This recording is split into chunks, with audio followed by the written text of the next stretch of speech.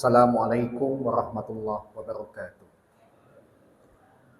Alhamdulillahi ala ihsanih wa syukrullah wa ala taufiqi wa amtinani. Asyhadu an la ilaha illallah wahdahu la syarika lahu ta'ziman li sya'nih. Wa asyhadu anna nabiyyana Muhammadan abduhu wa rasuluhu adda ila ridwani. Allahumma shalli wa sallim wa barik alaihi wa ala alihi wa ashabihi wa ikhwani amma ba'd. Allahumma la ilma lana illa ma 'allamtana innaka antal alimul hakim fa'alimna ma yanfa'una wanfa'na bima 'allamtana wa zidna ilman walhamdulillahi ala kulli hal rabbana iftah bainana wa baina qaumina bil haqqi wa anta khairul fatihin. Alhamdulillah, pada kesempatan pagi hari ini Allah Subhanahu wa taala mempertemukan kita kembali dan kajian kita pada pagi hari ini membahas tafsir ringkas sebuah ayat dalam surat Al-Baqarah, lebih tepatnya adalah ayat ke-21. Yang pertama, a'udzubillahi minasyaitonirrajim, bismillahirrahmanirrahim. Kalau Allah Ta'ala, ya ayuhan nasu ubudu rabbakumul ladzi khalaqakum wal ladzina min qablikum la'allakum tattaqun. Wahai manusia, beribadahlah kalian kepada Rabb kalian yang telah menciptakan kalian dan orang-orang sebelum kalian agar kalian bertakwa. Yang pertama, ayat ini konon tidak ada sababun nuzulnya, sehingga tidak bisa dikatakan sebagai ayat sababi, tetapi dikatakan sebagai ayat yang ibtidai. Allah memiliki keinginan sendiri untuk menurunkan ayat ini kepada manusia. Yang kedua, para ulama kemudian menerangkan secara global makna yang terkandung di dalam ayat ini terkait dengan beberapa istilah yang perlu dipahamkan. Yang pertama, di dalam ayat ini mukhatab atau yang diajak bicara, Allah tidak berbicara dengan lafal ya ayyuhalladzina amanu, tapi Allah berbicara dengan lafal ya ayyuhan nasu, wahai manusia. Manusia di sini tafsirannya siapa? Ada beberapa pendapat. Kalau Abdullah bin Abbas radhiyallahu anhu mengambil makna secara umum manusia itu adalah tanpa perkecualian, maka ayat ini ditujukan kepada siapapun, baik orang beriman ataupun bukan orang beriman. Tetapi ada juga para ulama lain yang memandang dari segi apakah ayat ini makiyah atau madaniyah. Kalau yang mengatakan madaniyah seperti Al-Hasan Al-Basri dan Muqatil, maka Al-Hasan Al-Basri kemudian menafsirkan ayat ini ditujukan kepada orang Yahudi.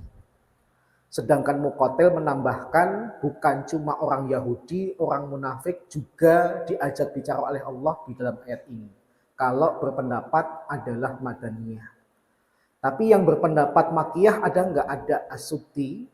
Beliau mengatakan konon ayat ini ditujukan kepada orang-orang musyrik Arab di Mekah, supaya mereka itu ibadahnya hanya kepada Allah saja, karena Allah adalah sang pencipta yang menciptakan mereka maupun manusia-manusia sebelum mereka. Kemudian yang kedua, di dalam ayat ini ada perintah untuk beribadah atau menyembah. Yang perintah untuk menyembah atau beribadah ini maksudnya apa? Maksud menurut Abdullah bin Abbas adalah perintah Allah supaya manusia mentauhidkan Allah. Tidak ada yang boleh disembah kecuali Allah saja. Dan yang kedua, manusia itu harus taat kepada Allah. Jadi ada perintah untuk bertauhid dan yang kedua untuk taat kepada Allah. Kemudian di dalam ayat ini ada lafal la'allakum, supaya kalian. La'alla yang artinya supaya ini artinya apa? Ada dua pendapat. Ada yang menafsirkan la'alla di sini artinya supaya kalian itu terhindar dari siksaannya Allah. Kalau kalian tidak mensekutukan Allah, maka selamatlah kalian dari siksanya Allah. Kalau kalian taat kepada Allah, selamatlah kalian dari siksanya Allah. Tetapi ada juga yang menafsirkan bukan tetapi taroji, berharap. Berharap apa? Sesuai dengan lafal terakhir tattaqun, beribadahlah kepada Allah supaya kalian tatkala meminta derajat ketakwaan, Allah kabulkan derajat ketakwaan itu kepada kalian. Jadi Jadi ada dua penafsiran, yang dua penafsiran ini tidak saling bertentangan tetapi saling menguatkan. Kemudian yang terakhir tafsir ijmalinya secara global adalah perkataan Allah di kata yang terakhir, la'allakum tattaqun, agar kalian bertakwa. Takwa itu dari kata wikoyah, yang artinya menjadikan sesuatu menjadi pelindung. Nah, pelindung di sini dari pelindung apa? Kalau Abdullah bin Abbas, kita meminta kepada Allah agar dilindungi dari perbuatan syirik. Sehingga yang kita lakukan itu adalah murni tauhid, tidak ada syiriknya. Kalau Ad-Dhahhak, beliau mengatakan berlindung di sini seperti umumnya ayat-ayat yang lain, supaya kita itu dilindungi oleh Allah dari api neraka. Berpotensi masuk ke surga tanpa harus kemudian disiksa dulu di neraka. Sedangkan Mujahid, beliau mengatakan tatakun di sini adalah permintaan kita kepada Allah agar kita menjadi pribadi-pribadi yang taat, yang tunduk dan patuh kepada segala bentuk perintah dan larangan Allah Subhanahu wa taala. Ini tafsir secara global yang disampaikan oleh para ulama. Nah, kemudian kita akan membahas lebih mendalam tentang perintah beribadah yang ada di dalam ayat ini maupun di ayat-ayat yang lain. Ibadah itu apa sih? Ibadah itu secara bahasa terambil dari kata abada ya'budu ibadatan, yang secara bahasa artinya ketaatan. Jadi ibadah itu secara etimologi atau lugah maknanya adalah taat. Timbul kemudian penjelasan yang agak berbeda, bervariasi, tetapi bukan sesuatu yang kontradiktif ketika pengertiannya secara terminologi atau syariah. Para ulama seperti Ibnu Taimiyah dalam kitab Al-Ubudiyah, beliau menjelaskan yang dimaksud dengan ibadah itu adalah ismun jami' likulli ma yuhibbullahu wa yardah minal aqwal wal a'mal al-batinah wa zahirah. Ibadah itu adalah setiap perkara yang mendatangkan kecintaan dan keridhaan dari Allah dari perkataan dan perbuatan yang nampak maupun yang tidak nampak, yang zahir ataupun yang batin. Jadi seluruh perkara yang membuat Allah cinta dan ridho, bisa perkataan kita, bisa perbuatan kita, yang kita nampakkan atau tidak kita nampakkan karena itu adalah perbuatan hati, maka itulah ibadah menurut Ibnu Taimiyah. Sehingga kesimpulannya, apapun aktivitas kalau kita niatkan mendapatkan ridho Allah, maka itu adalah ibadah. Timbul pertanyaan, kalau selain Allah kemudian apakah juga dikatakan ibadah? Ya, secara bahasa iya. Seperti misalnya di dalam Al-Quran, Allah Subhanahu wa taala mengatakan walladzina jtanibu taghuta ayya'buduha. Orang-orang yang menghindari tagut untuk mereka sembah. Menunjukkan Allah juga menggunakan istilah menyembah atau beribadah kepada zat-zat lain yang selain dirinya. Tetapi Allah mengistilahkan yang disembah selain Allah itu istilahnya adalah tagut. Kemudian yang selanjutnya klasifikasi. Nah, para ulama untuk membuat kita lebih paham tentang berbagai macam bentuk ibadah, membuat klasifikasi. Kalau kaitannya dengan klasifikasi ibadah, para ulama membagi menjadi 5 pembagian. Yang pertama, ada ibadah yang diklasifikasi berdasarkan jenis perbuatan hamba. Yang hal ini kemudian dibagi menjadi 4. Ada ibadah yang disebut dengan ibadah qalbiyah. Sesuai dengan namanya, ibadah hati. Berarti tidak nampak secara zahir atau lahir, tetapi itu adalah aktivitas kebatinan hati kita. Misalnya apa? Misalnya keyakinan tentang Allah itu wujud, Allah itu ada. Orang ini meyakini Allah itu wujud, Allah itu ada, nggak bisa kelihatan dari luarnya. Kenapa? Karena itu aktivitas hati yang ada di dalam tubuh kita. Yang kedua ada ibadah namanya qauliyah. Identik dengan perkataan. Misalnya membaca Al-Quran, dzikir, dan sebagainya. Kemudian ada ibadah amaliyah. Identik dengan gerakan badan. Seperti sholat, haji, dan sebagainya. Dan yang terakhir ada ibadah yang disebut dengan ibadah maliyah, yaitu ibadah yang terkait dengan harta. Apakah itu kemudian disebut dengan zakat, infak, sodakoh, wakaf, dan sebagainya. Ini berdasarkan jenis perbuatan hamba. Yang kedua, klasifikasinya berdasarkan tingkat kualitas. Para ulama membagi menjadi 3. Yang pertama disebut dengan al-asyair al-kubra, yaitu ibadah yang sifatnya adalah arkan, rukun-rukun Islam. Yaitu apa? Syahadat, sholat, zakat, saum, haji. Ini disebut yang al-asyair al-kubra. Yang kedua, al-asyair as-sugra, yaitu ibadah yang disyariatkan tapi tidak termasuk rukun Islam. Misalnya apa? Kita diperintahkan sedekah, kita diperintahkan untuk baca Al-Quran, kita diperintahkan untuk berdakwah. Semua kegiatan ini ada perintahnya bahkan ibadah, tapi bukan rukun Islam. Dan yang ketiga ada istilah namanya mulhaqat. Mulhaqat itu apa? Unik. Ibadah yang hakikatnya sebenarnya bukan ibadah. Unik. Para ulama mendefinisikan mulhaqat itu adalah ibadah yang hakikatnya sebenarnya bukan ibadah. Maksudnya gini, ada kegiatan-kegiatan yang hukumnya mubah, dilakukan nggak ada konsekuensi dosa dan pahala. Tetapi kemudian aktivitas itu disandarkan kepada ibadah, akhirnya dapat pahala. Misalnya tidur. Kalau tidur kemudian hanya untuk menghilangkan rasa letih, merehatkan badan, maka nggak ada dosa, nggak ada pahala.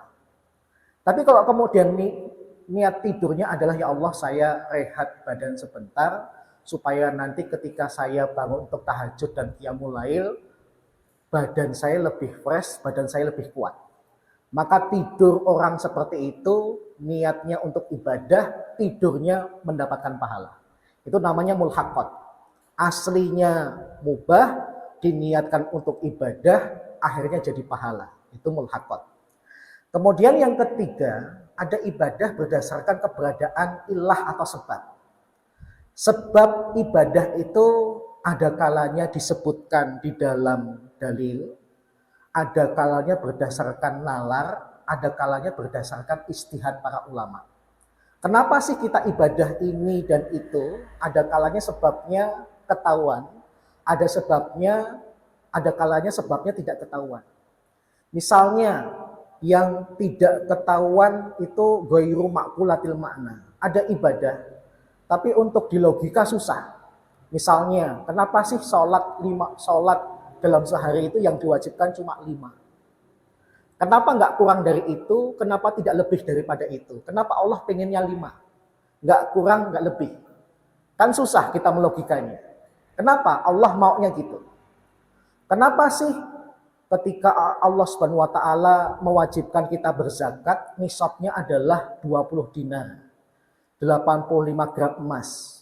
Kenapa nggak kurang dari itu? Kenapa nggak lebih daripada itu? Itu susah kita melogika. Kenapa sih orang yang belum menikah ketika berzina dicambuk 100 kali? Kenapa nggak kurang, kenapa nggak lebih? Susah. Yang tahu alasannya cuma Allah. Itu berarti ghairu ma'qulatil makna. Susah untuk dilogika. Tapi ada ibadah yang sebabnya itu kemudian bisa dilogika. Misalnya apa? Nabi tatkala buang air, kalau kemudian tidak ada air, maka kemudian istijmar, menggunakan batu. Berarti fungsi batu ini apa? Menghilangkan najis. Sehingga kalau kita kemudian mengalami kasus yang sama, air nggak ada, batu nggak ada, tapi Nabi menggunakan batu tujuannya untuk menghilangkan najis, maka kalau ada benda yang fungsinya bisa menghilangkan najis, diperbolehkan. Misalnya di zaman sekarang umumnya pakai tisu. Silahkan pakai tisu.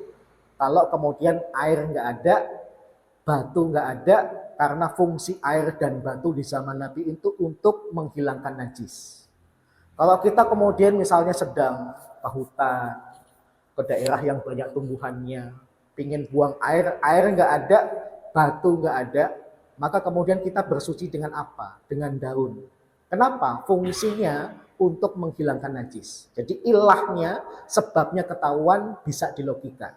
Tapi kalau kenapa sholat kok 5 waktu, kenapa kok kemudian dicambuk 100 kali, kenapa kok nisab itu 20 dinar dan sebagainya, susah untuk dilogika, maka itu ghairu ma'qulatil makna. Yang keempat, ibadah itu ada kalanya klasifikasinya adalah ruang lingkupnya. Maknanya ada ibadah yang sifatnya terbatas, ada yang sifatnya mutlak. Yang terbatas misalnya apa? Misalnya sholat. Sholat kita itu nggak boleh asal-asalan. Dari segi waktunya dibatasi. Dari segi tata caranya dari sebelum sholat, ketika sholat, dan sesudah sholat ada aturannya. Maka ibadah yang seperti ini sebutannya adalah muqayyadah, yang terikat. Tapi kalau kemudian tidak terikat, tidak ada aturan khususnya, maka disebut dengan ibadah yang sifatnya mutlak. Misalnya apa? Ibadah tapi tidak diatur secara ketat pelaksanaannya. Misalnya al-amru bil ma'ruf wan nahyu 'anil munkar. Ngajak orang berbuat baik, mencegah kemungkaran. Intinya, kalau saya kemudian melakukan aktivitas tujuannya ngajak orang baik, nggak ada pakemnya. Ngajak orang berbuat baik itu bisa melalui lisan saya, bisa melalui tangan saya menjadi penguasa, saya bikin peraturan, kewajiban untuk PNS sholat subuh berjamaah di masjid kan bisa. Berarti al-amru bil ma'ruf. Yang apakah Nabi melakukan seperti itu? Enggak. Kenapa? Dakwah itu luas. Kalau kemudian sifatnya luas, tidak ada batasan khusus, maka sifatnya mutlaqah. Kemudian yang kelima, kalau ibadah itu kaitannya dilakukan berpotensi dapat dosa atau pahala, maka para ulama menyandarkan kepada hukum Islam yang 5. Ada kalanya ketika ibadah itu dilakukan hukumnya wajib, ada haram, mandub, makruh, dan mubah. Ini kaitannya kalau didasarkan kepada dosa dan pahala. Tapi kalau hukum asal pelaksanaan ibadah sendiri itu sebenarnya 2. Yaitu apa? Wajib dan sunnah saja. Kemudian hukum seputar ibadah. Apa perkara-perkara yang perlu kita ketahui tatkala kita sedang beribadah? Yang pertama adalah mengikhlaskan ibadah kita itu hanya untuk Allah semata.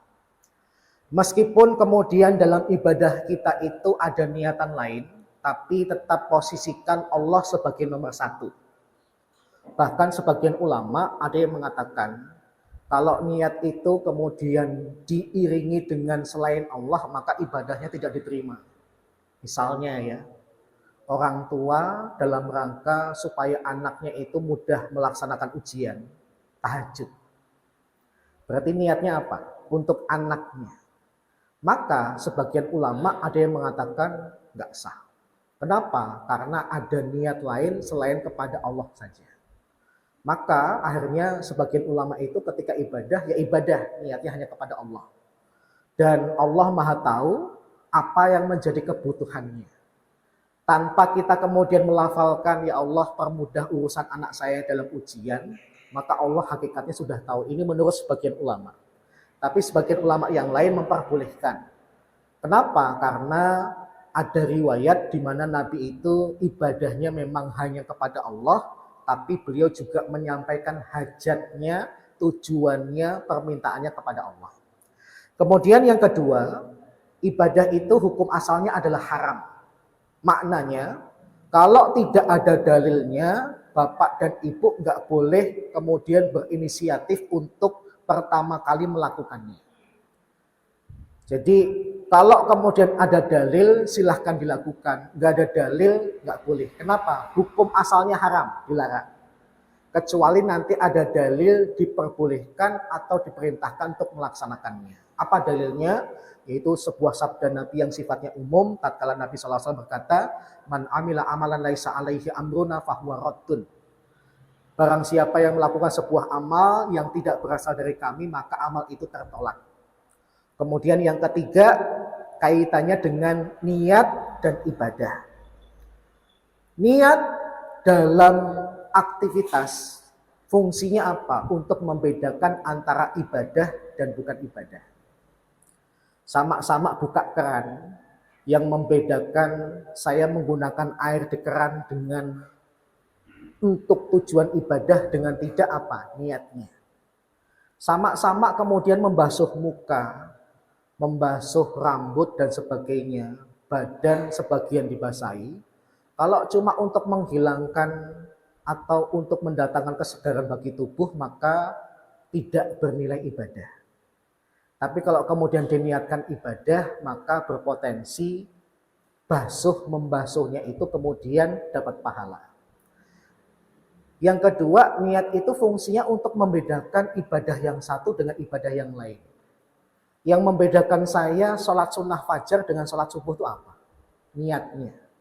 Maka keberadaan niat itu kata para ulama wajib. Timbul pembahasan, kalau wajibnya sepakat.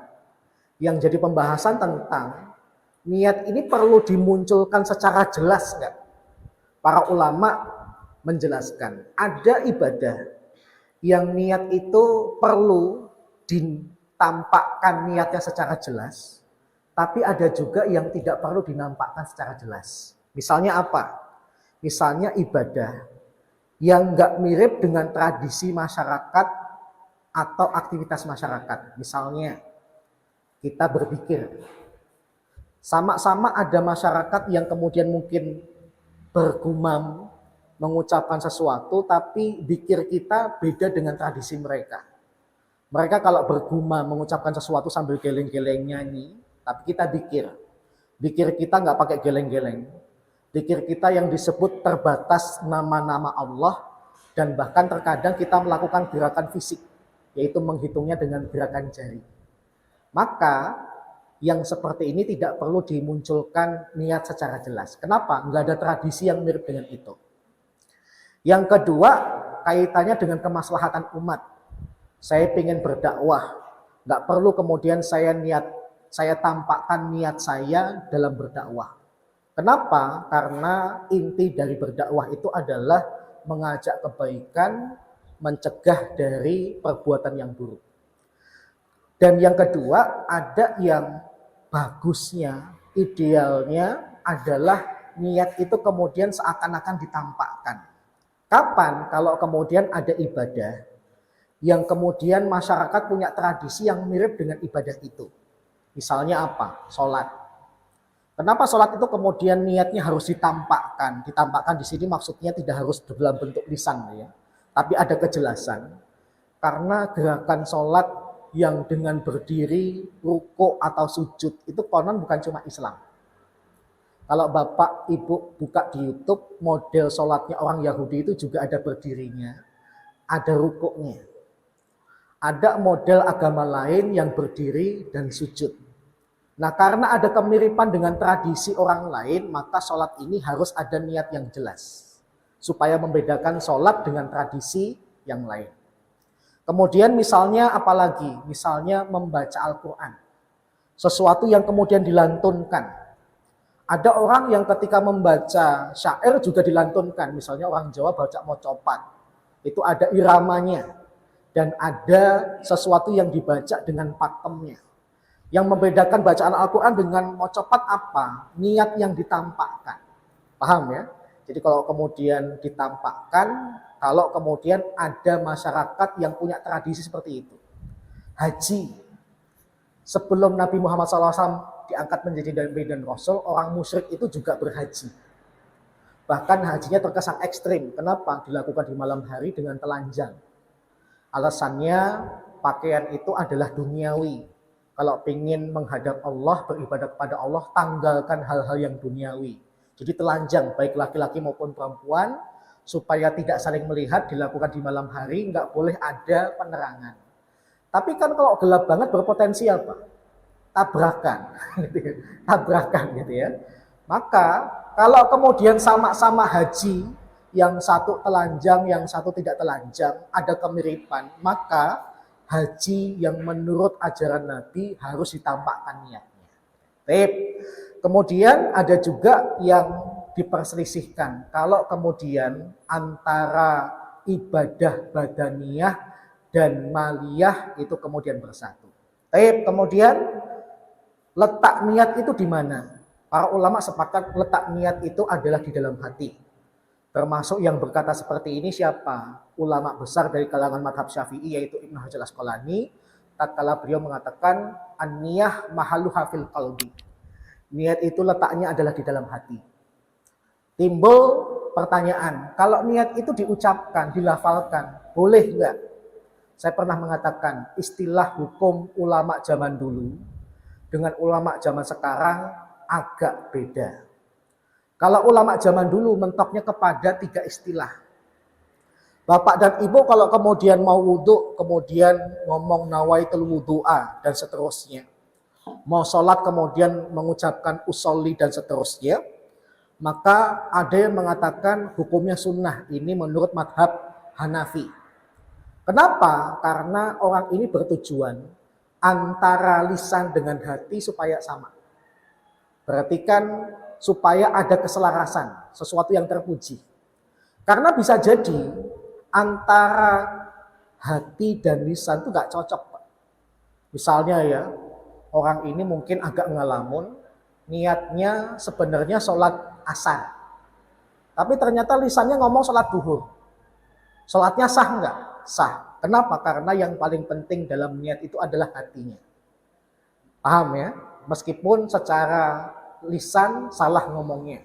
Atau dulu pernah saya contohkan, ada murid TPA itu ketika ngomong lafal niat sholat maghrib itu rok'ataini, bukan salah rakaat.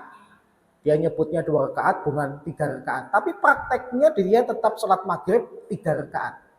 Maka sholatnya sah enggak? Sah. Kenapa? Niat yang utama itu di hati. Lisan cuma sebagai penguat. Yang kedua ada yang menghukumi, Imam Malik itu mengatakan makruh. Dan yang ketiga pendapat yang paling ringan mengatakan mubah. Sehingga kalau kita bijak melihat perkataan para ulama di zaman dulu, mereka menanggapi mengucapkan niat tatkala ibadah itu apa? Kalau enggak sunnah, makruh, mubah. Tapi di zaman sekarang ini terkesan kayaknya hukumnya cuma 1, bid'ah gitu ya. Sensitif banget gitu ya. Oke, kemudian yang kelima, boleh enggak ibadah itu diwakilkan? Para ulama mengatakan tergantung bentuk ibadahnya. Kalau ibadahnya itu adalah badaniyah mahdoh, ibadah fisik secara murni, misalnya sholat, maka nggak boleh. Misalnya saya lagi males sholat, kemudian bilang Mas Tommy, sholatin sholat subuh dong. Saya lagi males nih, jadi Mas Tommy sholat ya untuk Mas Tommy, sekaligus niatkan untuk saya, nggak boleh. Kenapa? Karena Allah bebani untuk sholat itu untuk dilihat kualitas keimanannya. Kecuali kalau kemudian ibadah badaniyah itu belum terlaksana, padahal sifatnya adalah nadar keburu meninggal. Misalnya ada orang punya nadar, ya Allah, kalau saya terkabulkan keinginan saya ini, saya nanti akan sholat di masjid ini sebanyak 20 rakaat. Ternyata nadarnya dikabulkan, belum dilaksanakan, orangnya sudah meninggal. Maka bagi anggota keluarganya diberikan kesempatan untuk menunaikan hutang si mayit. Tapi kalau kaitannya si orang itu masih punya kemampuan, bahkan sholat itu tatkala tidak ada yang bisa digerakkan, yang penting hati itu masih sadar, otak masih sadar, maka dia tetap berkewajiban untuk sholat. Kemudian yang kedua, kalau ibadahnya itu adalah maliyah mahdhah, zakat. Boleh nggak diwakilkan? Boleh. Misalnya, saya tidak punya kesempatan untuk menyetorkan zakat saya ke lembaga zakat. Saya kemudian memerintahkan istri saya, tolong dong anterin ke sana. Boleh diwakilkan. Kemudian yang ketiga, mutarotidah bainahuma. Tercampur antara badaniyah dan maliyah. Misalnya apa? Haji. Haji itu boleh diwakilkan, tapi dengan syarat. Kalau memang ada udzur-udzur syar'inya, misalnya sakit, yang tidak memungkinkan untuk dihadirkan ke tanah haram. Misalnya apa? Ternyata yang awalnya dia itu diperbolehkan untuk haji, tapi ada kepentingan lebih mendesak.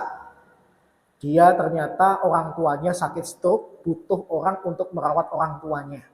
Maka hajinya tahun ini terkesan gagal, bisa kemudian dia minta orang untuk menghajikan dirinya. Berarti dia punya udzur syar'i. alasan-alasan syariat untuk memberikan dia keringanan. Tapi kalau dia tidak punya keringanan, malas ke Mekah panas, bayar orang aja untuk haji ke sana, nggak boleh. Malas ke Mekah karena nanti capek, aku keluar jalan-jalan 100 meter aja udah capek, apalagi sampai kiloan, maka nggak boleh. Kenapa? Udurnya bukan udur syar'i. Kemudian kasus yang terakhir, boleh nggak menghadiahkan pahala suatu amalan? Yang pertama, para ulama mengatakan kalau ibadah yang sifatnya wajib nggak bisa. Misalnya kita tadi sholat subuh, berarti ibadahnya pahalanya untuk siapa? Ya untuk kita saja. Bapak ibu meskipun cinta kepada orang tuanya nggak bisa dan nggak boleh niatkan sholat subuh untuk orang tua juga. Masalah kita rajin sholat, Allah mengkategorikan kita sebagai anak soleh nanti memberikan manfaat kepada orang tuanya, itu urusan lain. Tapi yang jelas sholat wajib kita nggak boleh diniatkan kecuali hanya untuk kita. Yang kedua, kalau untuk ibadah sunnah boleh. Misalnya ibadah sunnah itu contohnya apa? Doa. Misalnya ketika Rasulullah SAW bersabda, dakwatul mar'il muslim li akhihi bidhahril ghaib mustajabah. Doa seseorang muslim kepada saudaranya tanpa diketahui oleh saudaranya adalah doa yang mustajab. Saya ingin mendoakan Pak Gatot tanpa kemudian saya ngomong kepada Pak Gatot sedang saya doakan. Maka itu adalah doa yang mustajab. Itu ada di dalam hadis. Misalnya apalagi sedekah. Ini saat salah seorang sahabat yang bernama Sa'ad bin Ubadah. Suatu ketika bertanya kepada Nabi, ya Rasulullah, ibu saya meninggal dan saya sedang tidak berada di sisinya. Apakah sesuatu yang berguna itu kalau saya niatkan untuk ibu saya nanti manfaatnya untuk ibu saya? Nabi mengatakan iya. Kalau gitu saksikanlah kebun yang buahnya hampir matang ini saya sedekahkan atas nama ibu saya. Nabi diam. Menunjukkan berarti sedekah untuk orang yang sudah meninggal bisa. Dalilnya ada. Yang ketiga haji. Saya berikan footnote. Syubrumah. Ada orang berhaji, lafalnya unik. Labbaik Allahumma an syubrumah. Ya Allah, aku penuhi panggilanmu dari Syubrumah. Nabi kemudian nengok orang itu kemudian tanya, man Syubrumah? Syubrumah itu siapa? Saudara saya Rasulullah. Dan Nabi berkata, kamu sendiri udah haji belum? Belum. Ya sudah, yang sekarang niatkan untuk dirimu, tahun depan kalau bisa haji, niatkan untuk Syubrumah saudaramu itu. Ada dalilnya. Kemudian bayar utang. Nabi SAW mengatakan, jika aku masih hidup, maka akulah yang bertanggung jawab untuk membayar hutang. Tapi kalau seseorang itu kemudian meninggal, maka hartanya milik ahli warisnya.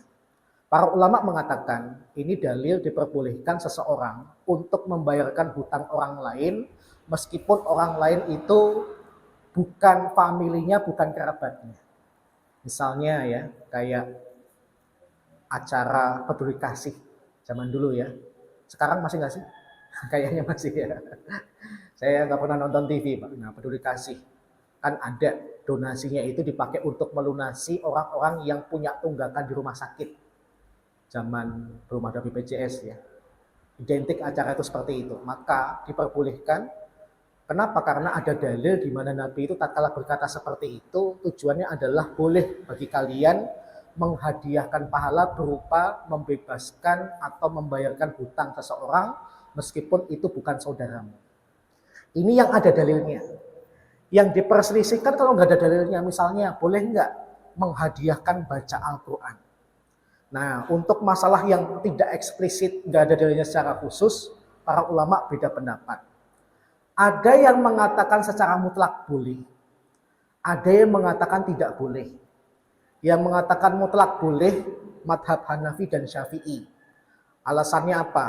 Alasannya karena ada riwayat hampir sama yang pernah saya sampaikan.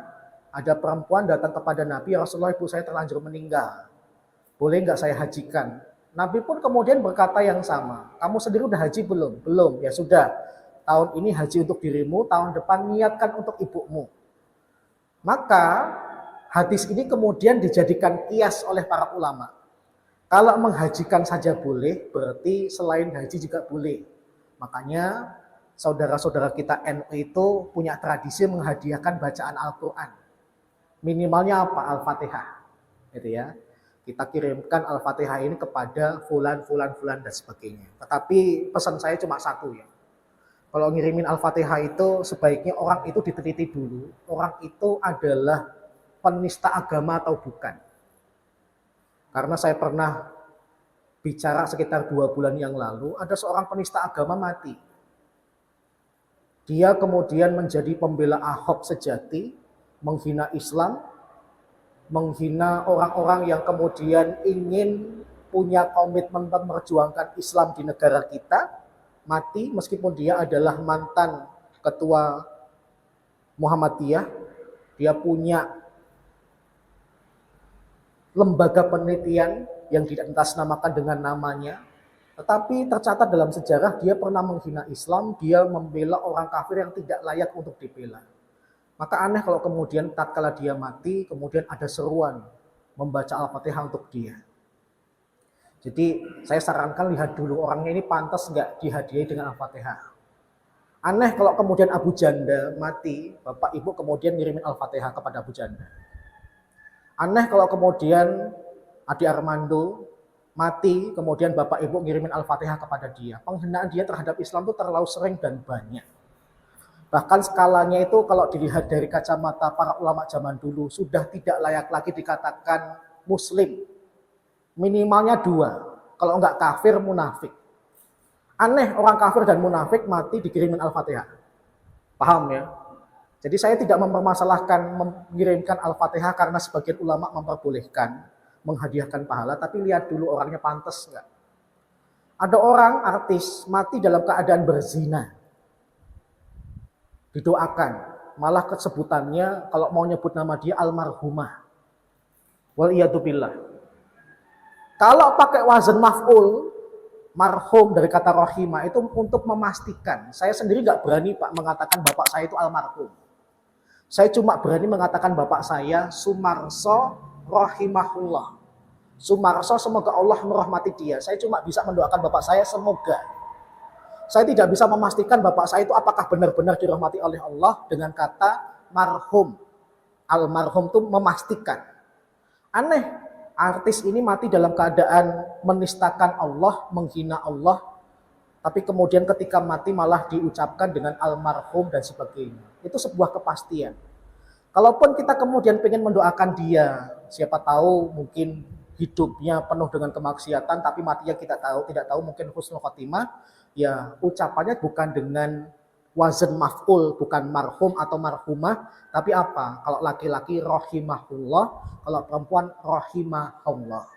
Semoga Allah merahmati dia. Masih ada sifat semoganya. Kita tidak bisa memastikan. Paham ya? Jadi ada perbedaan antara harapan, ada perbedaan antara kepastian. Kalau marhum itu kepastian Pak. Dia dirahmati oleh Allah. Rasulullah almarhum jelas. Beliau dirahmati oleh Allah. Al-Khulafa ar-Rasyidun almarhum jelas. Tapi kalau kemudian manusia biasa, namanya tidak disebutkan secara spesifik dalam Al-Quran dan hadis sebagai penduduk surga, maka bagusnya sifatnya doa saja. Rahimahullah laki-laki, tapi kalau perempuan rahimahullah. Dan yang terakhir ada ulama yang tidak memperbolehkan berdasarkan surat An-Najm. Wa alaisal insani illa masa'a. Manusia itu tidak dapat apa-apa kecuali yang dia usahakan sendiri. Jadi kalau ingin dapat pahala, hidupnya ya harusnya ibadah supaya dapat pahala. Wallahu a'lam bishawab. Ini beberapa hal tentang masalah tafsir surat Al-Baqarah ayat 21 yang penekanannya adalah masalah ibadah. Kurang lebihnya mohon maaf, sisa waktu kalau ada pertanyaan saya persilahkan. Waalaikumsalam warahmatullahi wabarakatuh.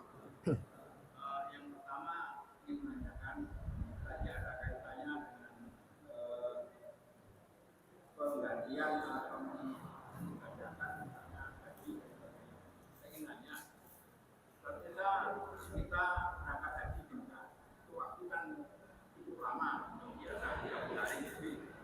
Kemudian kita meniatkan di sana beberapa kali umroh karena sangat Ya. Niatnya untuk orang tua kita yang sudah meninggal maupun yang hidup maupun anak-anak kita, apakah itu juga bisa Diperbolehkan. Ya. Yang kedua, keutamaan tempat dalam beribadah. Mungkin kalau kita sholat wajib kan utamanya di masjid untuk laki-laki. Kemudian kalau sholat sunat, sholat istiqomah, ada yang itu betul. Kan ada masjid juga itu diutamakan di masjid atau jamaah atau di jalan. Jadi antara tiga itu yang paling utamanya di mana?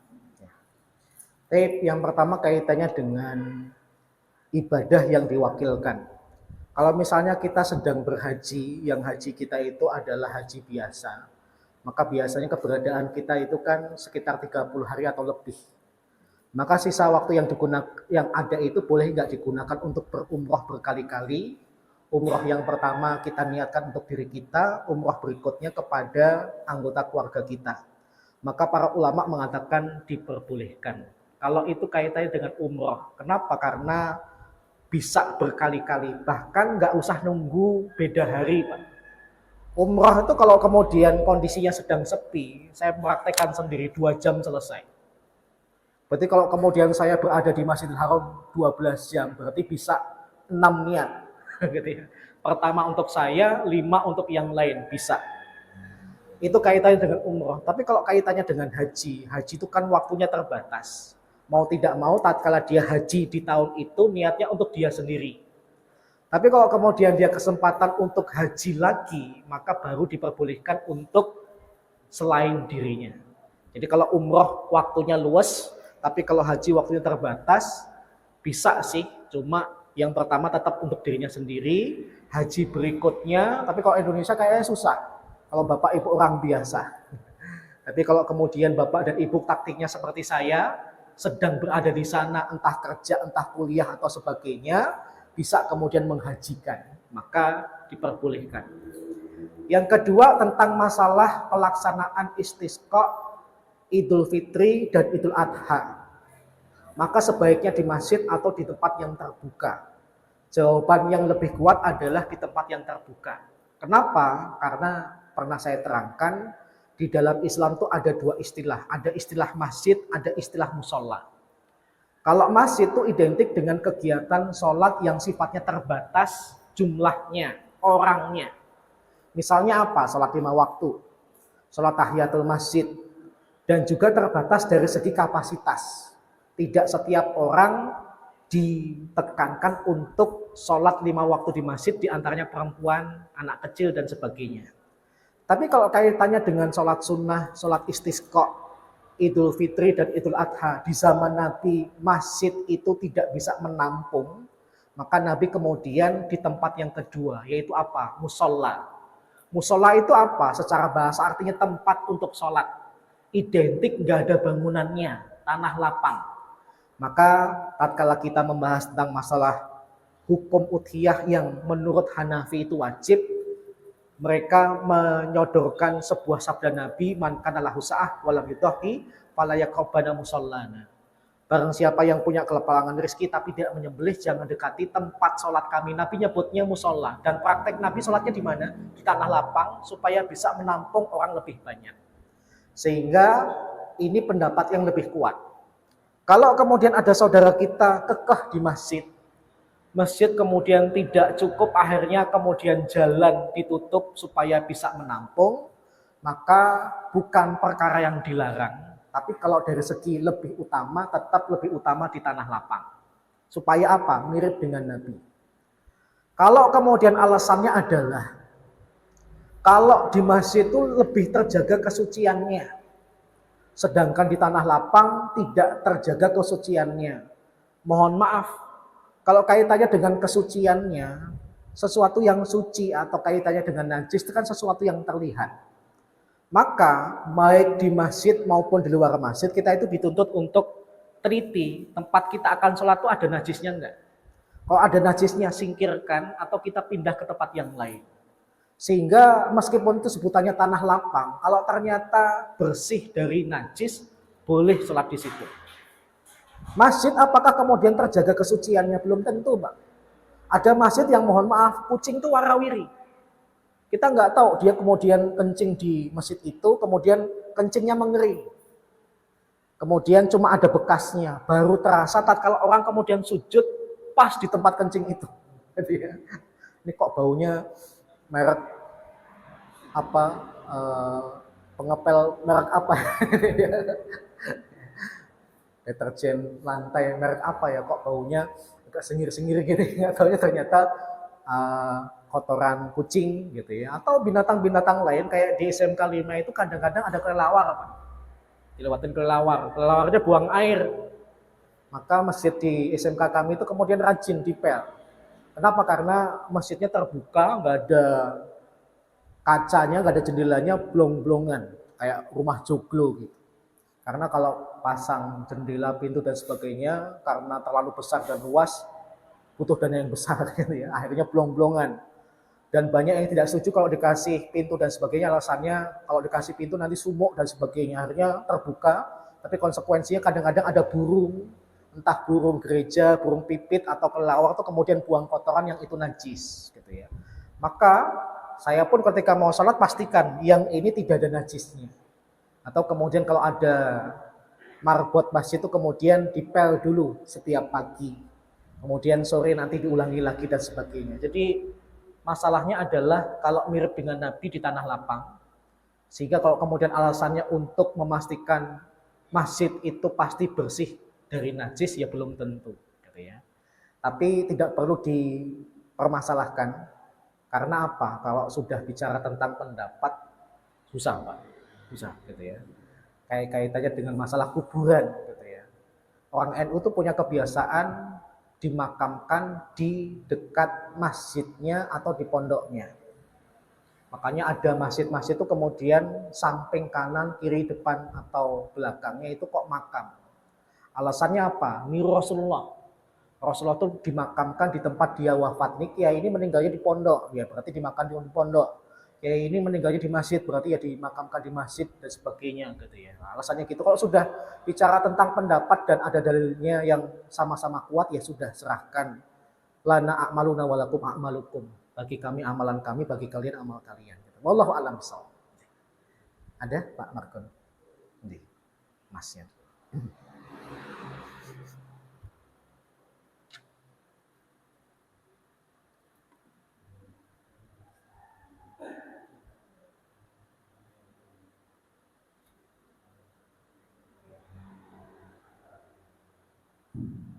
Assalamualaikum. Waalaikumsalam warahmatullahi wabarakatuh.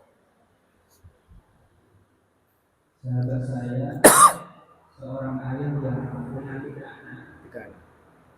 Beberapa tahun yang lalu, anak sulungnya perempuan wafat usai melahirkan.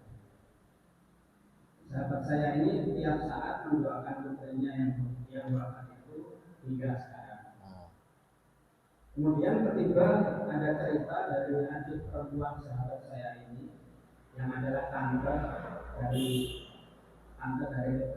Rofi Mahmud, bahwasanya putri Rofi Mahmud ini mendatangi ketika si tante sholat, duduk di dekatnya lalu minta didoakan oleh si tante. Pertanyaan dari sahabat saya, apakah kejadian tersebut benar adanya atau hanya halusinasi dari si tante? Karena sahabat saya ini berheran, sudah nggak kurang putrinya didoakan olehnya, kemudian kok ada cerita seperti ini. Ya. Yang pertama, apakah benar si mayit itu kemudian mendatangi orang tuanya atau tantenya yang masih hidup? Wallahu a'lam. Yang pertama bisa jadi yang datang itu adalah jin yang menampakkan diri kepada orang yang masih hidup dengan berpenampilan atau dengan bentuk seperti orang yang sudah meninggal itu. Atau yang kedua adalah halusinasi yang begitu kuat sampai kemudian akhirnya terbentuk bayangan dan sebagainya. Atau yang ketiga, ini sebenarnya isyarat dari Allah. Meskipun kamu sudah banyak berdoa, ada yang salah dengan doamu. Misalnya ya, Orang tua meskipun mendoakan anak, tapi kalau kemudian ternyata dalam doa itu ada doa yang bermasalah, maka doanya tidak dikabulkan. Maka Allah kemudian seakan-akan memberikan isyarat kepada hamba ini untuk membenarkan doanya. Misalnya yang membuat doa itu kemudian tidak mustajab apa? Karena mengkonsumsi yang haram. Maka tantenya atau orang tuanya itu kemudian introspeksi. Masihkah mengkonsumsi riba? Masihkah mengkonsumsi harta yang kemudian diharamkan di dalam Islam? Sampai Allah kemudian ngasih teguran seperti itu. Jadi bisa saja ada satu di antara tiga kemungkinan. Yang tidak mungkin adalah yang keempat. Kalau kemudian roh dari si mayit itu kemudian datang lagi. Kenapa? Karena roh itu tatkala sudah dicabut, maka masuk ke dalam alam barzah. Dan alam barzah itu tidak ada kasus seperti Gayus Tambunan. Paham ya? Bisa keluar dengan izin, piknik ke Bali, nonton tenis dan sebagainya, nggak ada. Di barzah itu kalau sudah masuk di situ ya sudah nggak bisa keluar. Apapun upaya atau siapapun dia. Maka saya termasuk yang mohon maaf tidak meyakini kalau roh Nabi Muhammad itu hadir tatkala nama beliau itu disebutkan. Beda dengan saudara kita sebagian yang NU itu mempunyai keyakinan mahalul qiyam. Jadi kalau nama Nabi itu disebutkan dalam ritual ibadah tertentu, Nabi lewat kemudian mereka berdiri. Wah, Nabi sibuk banget berarti ya. Di Jawa Tengah baca, Nabi ke Jawa Tengah. Undangannya banyak berarti. Well, ya billah, saya termasuk yang tidak meyakini seperti itu. Meskipun kalau ada yang meyakini seperti itu urusan mereka. Jadi saran saya adalah bisa introspeksi. Jangan-jangan ada yang bermasalah dengan doanya. Sehingga kemudian ada isyarat dari Allah, doanya nggak nyampe kepada si mayit. Padahal ini adalah orang-orang yang potensi doanya mustajab. Sehingga ayahnya khususnya ya, orang tuanya bisa introspeksi, jangan-jangan harta haram masih saya konsumsi sampai doa saya untuk putri saya tidak nyampe. Wallahu a'lam. Yang terakhir Pak Margono.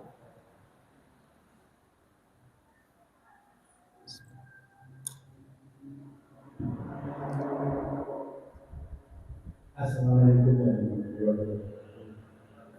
Pertanyaan, kalau kita sholat wajib di rumah, apakah sholat sunnah rawatibnya berlaku atau tidak? Karena ada orang yang mengatakan bahwa sholat rawatib itu hanya berlaku di masjid. Itulah, itu pertanyaan. Iya. Masalah sholat Jumat, kita datang ke masjid sedang adzan. Apakah kita menunggu adzan selesai? Ya. Apa kita bisa sholat sunnah waktu adzan itu atau tidak? Itu kasus sholat sunnah itu sunnah. Tapi kalau khotbah kan wajib. Jadi nanti kalau kita sholat sunnah, nanti saya tinggalan meninggalkan khotbah. Assalamualaikum warahmatullahi wabarakatuh. Waalaikumsalam warahmatullahi wabarakatuh. Yang pertama Rasulullah SAW pernah bersabda, afdhalu sholatil mar'i fi baitihi ilal maktubah. Seutama-utamanya sholat seseorang itu di rumahnya kecuali yang wajib. Sehingga dari sini kita bisa menyimpulkan kalau sholat wajib itu lebih utamanya di masjid, tapi kalau sholat sunnah malah lebih utamanya di rumah. Kenapa Nabi SAW pernah bersabda, la taj'alu buyutakum qubura. Jangan jadikan rumah kalian itu seperti kuburan yang enggak pernah dipakai untuk sholat. Dalam riwayat yang lain Nabi SAW pernah bersabda, idza shalla ahadukum fil masjid falyaj'al min sholatihi nasiban fi baitihi.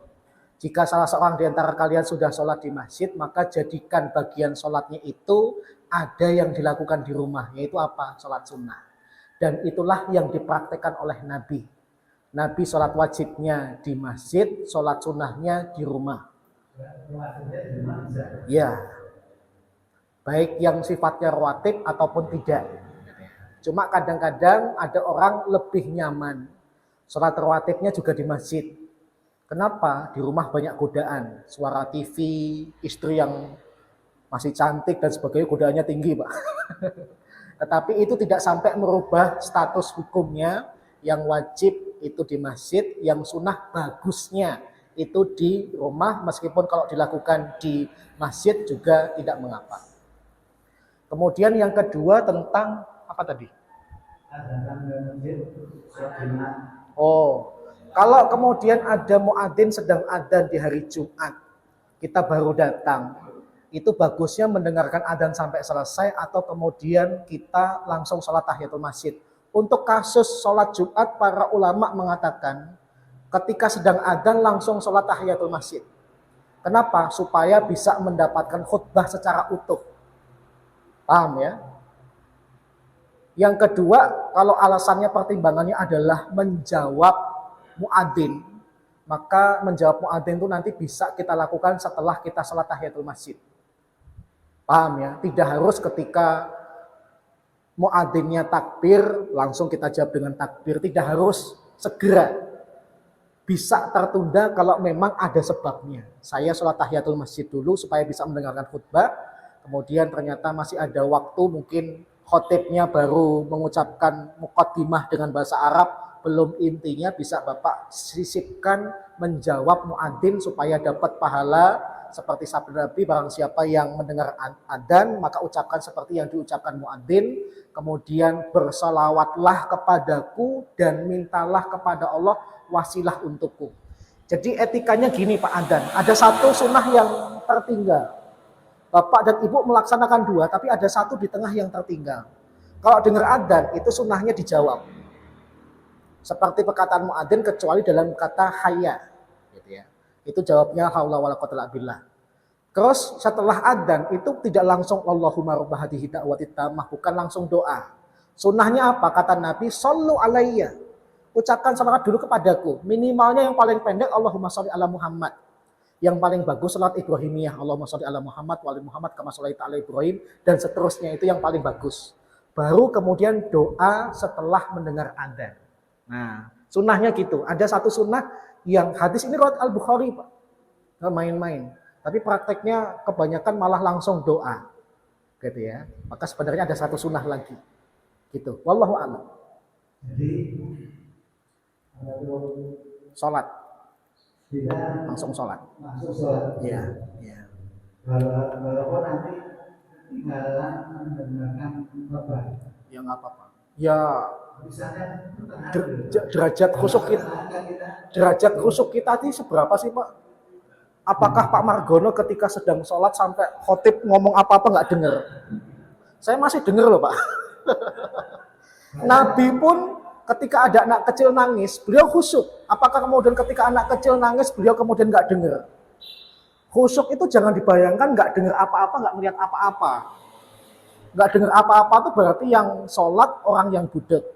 Nggak melihat apa-apa berarti bukan cuma budak, orang itu buta. Paham ya? Itu bukan khusyuk. Khusyuk itu artinya ketenangan hati. Ada juga yang mengatakan ketenangan hati dan ketenangan anggota badan. Orang sholat kok kemudian garuk-garuk, mohon maaf ya, saya jadi teringat adik kelas saya di SMA. Sholat itu unik banget Pak. Sholat kan tahiyat dengan tangan kanan ya. Kemudian bisa-bisanya, tangannya kemudian dikorbankan, gigitin kuku Pak. Kalau misalnya tangan kiri yang sedang nganggur itu masih bisa dilogika. Tangan kanannya sedang bekerja, beraktivitas. Tangan kirinya nganggur, gigitin kuku. Ini bisa-bisanya, tangan yang dipakai untuk tahiyat, digugurkan, gigitin kuku Pak. Wah, itu ya. Saya otomatis kalau jejer dia itu paling gak suka. Kenapa? Gak khusyuk Pak. Maka orang kayak gini, orangnya dikatakan gak khusyuk. Kenapa? Hatinya gak tenang, anggota badannya gak tenang. Maka khusyuk itu definisi sederhananya apa? Ada yang mendefinisikan hatinya tenang, terlihat dari anggota badan yang tenang juga. Tapi ada juga yang mengatakan khusyuk itu artinya mentadaburi setiap makna. Allahu Akbar, kemudian dia paham makna dari akbar itu apa. Sebesar-besarnya dat, itu yang paling besar adalah Allah. Sebesar-besarnya permasalahan kita, kalau kita sandarkan kepada Allah, pasti nanti selesai. Ada orang yang makna khusyuknya itu memahami, mentadaburi, menikmati ibadah, itu ada yang menafsirkan seperti itu. Tapi definisi sederhana bagi orang awam itu ya kayak kita saja. Hati dan anggota badan kita tenang. Bukan kemudian nggak dengar apa-apa, nggak melihat apa-apa. Nah kalau di tempat sujud ada ular itu gimana? Wah orang ini khusyuk banget. Sampai ada ular kobra mangap di tempat sujudnya. Dia tetap sujud di tempat itu. Ini bukan orang khusyuk, Pak, orang bodoh. Paham ya? Nabi saja ketika ada iblis berubah jadi ular di tempat sujud beliau. Apa yang beliau lakukan? Beliau singkirkan dengan tangannya. Jangankan ular. Nabi memperbolehkan kalau kemudian di tempat sujud kalian ada kerikil atau batu yang mengganggu sujud kalian. Kalian boleh taswiyatal hasab. Boleh singkirkan kerikil itu supaya sujud nanti lebih tenang. Paham ya? Wallahu a'lam bishawab. Nggih, sampai di sini ada? Oh ya. Nggih. Langsung saja bisa.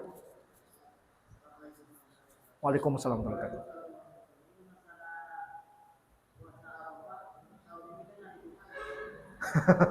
Iya.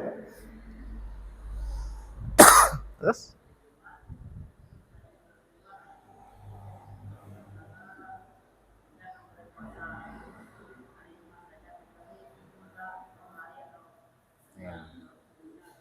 Ya.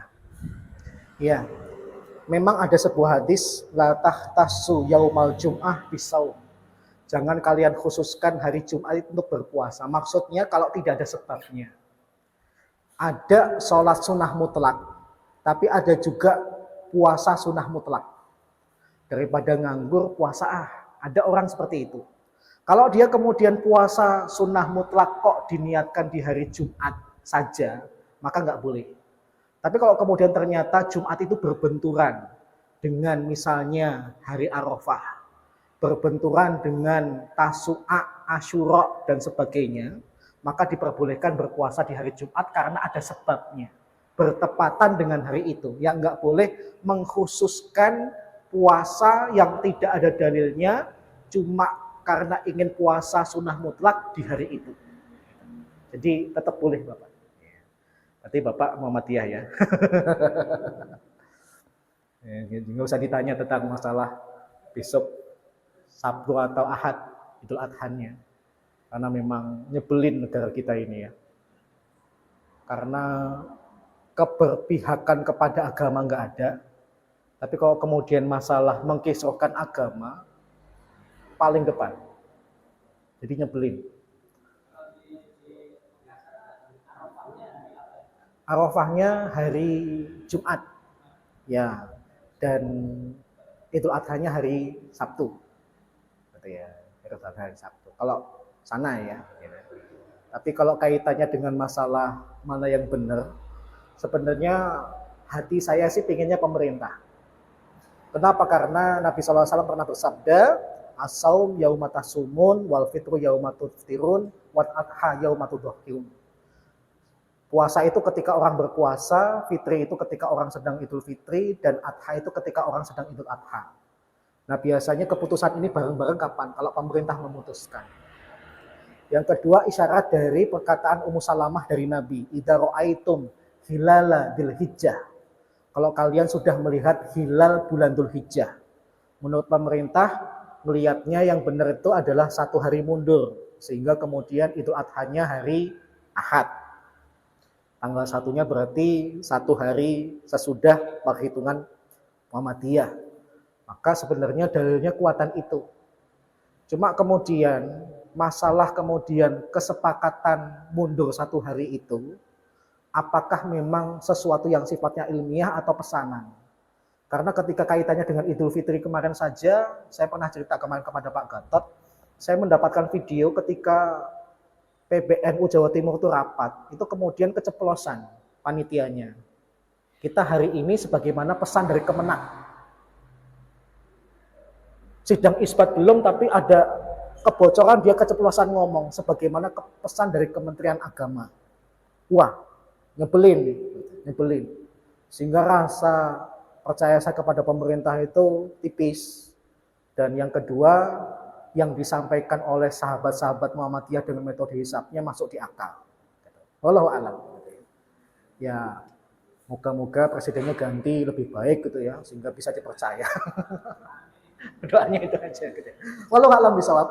Mumpung RUU KUHP-nya menghina pemerintah belum disahkan. Yuk, pol-polan. Baik, kita tutup dengan khatul majelis dan hamdalah. Subhanakallahumma wa bihamdika. Asyhadu an la ilaha illa anta astaghfiruka wa atubu ilaik. Assalamualaikum warahmatullahi wabarakatuh.